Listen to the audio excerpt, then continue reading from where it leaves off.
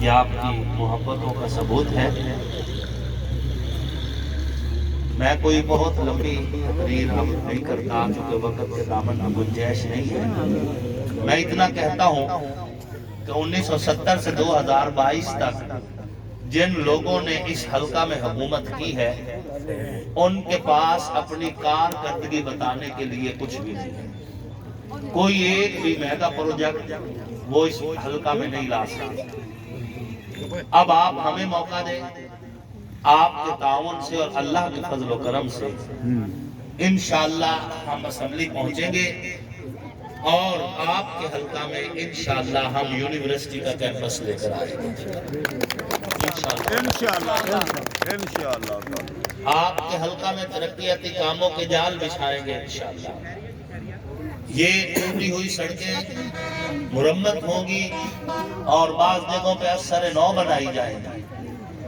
آپ لوگوں کو چاہیے کہ آپ اپنا نمائندہ اپنے میں سے چنیں جس کا لائف سٹائل آپ جیسا ہو، جس کی زندگی کا طریقہ کار آپ جیسا ہو، جس کا رہن سہن آپ جیسا ہو۔ ان لوگوں کو چنیں جن کا رہنا سہنا زندگی کے طور طریقے ہم سے بہت اوپر ہیں۔ جب آپ ان کو چن لیتے ہیں تو پھر ان کے ملنے کے لیے آپ ترستے رہ جاتے ہیں۔ وہ الیکشن کے موقع پر آتے ہیں اور پھر 5 سال کے بعد پھر الیکشن کے موقع پر آتے ہیں، کام تو کیا آپ کو ان کا دیدار بھی نصیب نہیں ہوتا، غائب ہو جاتے ہیں۔ آپ کو پتہ ہے آپ میں سے اکثر لوگ میرے پاس آتے جاتے ہیں۔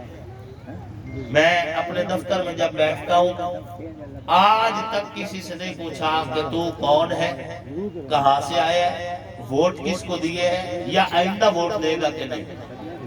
اگر اس کا کام ہونے والا ہے تو میں سفارش کر دیتا ہوں اس نیت سے کہ میرے منہ ہلانے سے اگر اللہ کے اس بندے کو فائدہ ہو جائے گا، یہ خوش ہو نہ ہو اللہ تو راضی ہو جائے گا، اس نیت سے۔ اور یہ صرف زبان کی بات نہیں ہے، آپ اس سے واقف ہیں۔ آپ میں سے اکثر لوگ آتے جاتے کبھی پوچھا ہی نہیں، جو ہو سکا آپ کی خدمت کی۔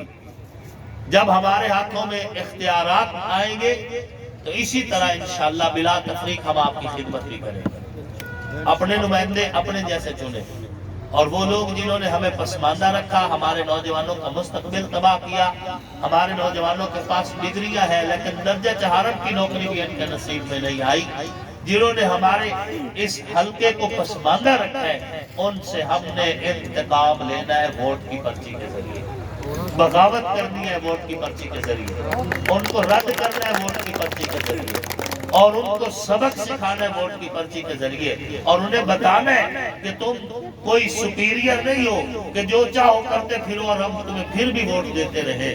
اس لیے میں اپنے حلقہ کے تمام مہربانوں سے یہی کہوں گا کہ اس بار انتخابی نشان شیر پر مہر لگائے۔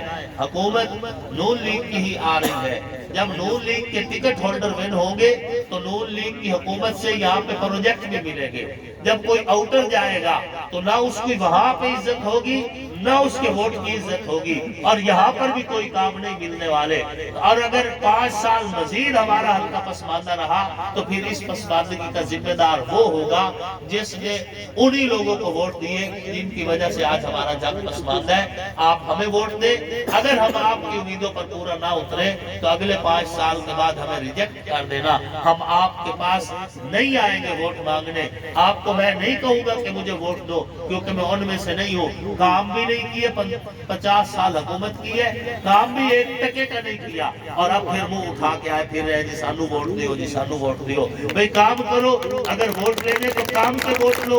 یہ کیا بات ہوئی، جب کام کی بات آتی ہے تو کام نہیں دیتے، اور اب عمران خان صاحب کا فوٹو لے کے پھر رہے ہیں، اس کے سہارے سے ووٹ مانگ رہے ہیں کہ جی چلو یار اے دے منہ دی ہو چا ساڈے نوجوان نو چاہیے نہ دے کوئی پوچھو میں تہاڈا اپنا منہ کوئی نہیں جی تسی عمران خان دا منہ دکھائی دے، اپنا منہ بھی تو ساتھ لکھا ہونا۔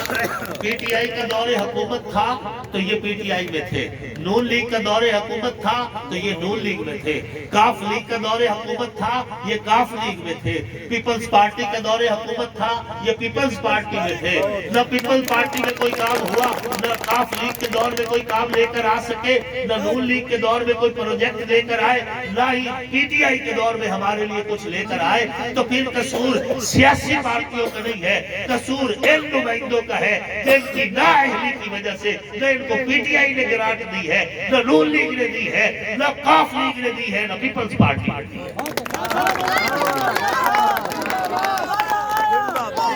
اور نااہلی کی بھی کوئی حد ہوتی ہے،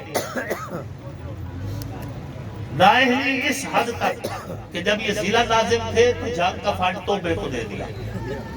پچھلے دور حکومت میں جب پی ٹی آئی میں یہ آلے نام تھے، پورے جنگ کے مالک تھے اس وقت، تو یونیورسٹی جنگ یونیورسٹی کا فنڈ ریا کو دے دیا۔ آپ کیا سمجھتے یہ بھولے بادشاہ ہے؟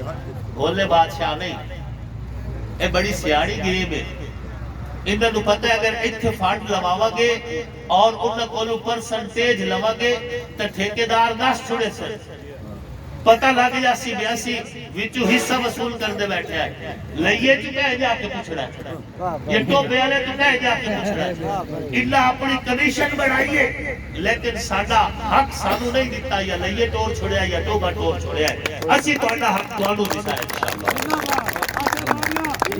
انشاءاللہ تواڈے تک تواڈا حق پہنچے۔ اللہ تواڈا اور ساڈا حامی و ناصر ہوئے دے رہے ہیں جو تمہیں آج رفاقت کا فریب، ان کی تاریخ پڑھو گے تو دہل جاؤ گے، اپنی مٹی پہ چلنے کا سلیقہ سیکھو، سنگ مرمر پہ چلو گے تو پھسل جاؤ گے۔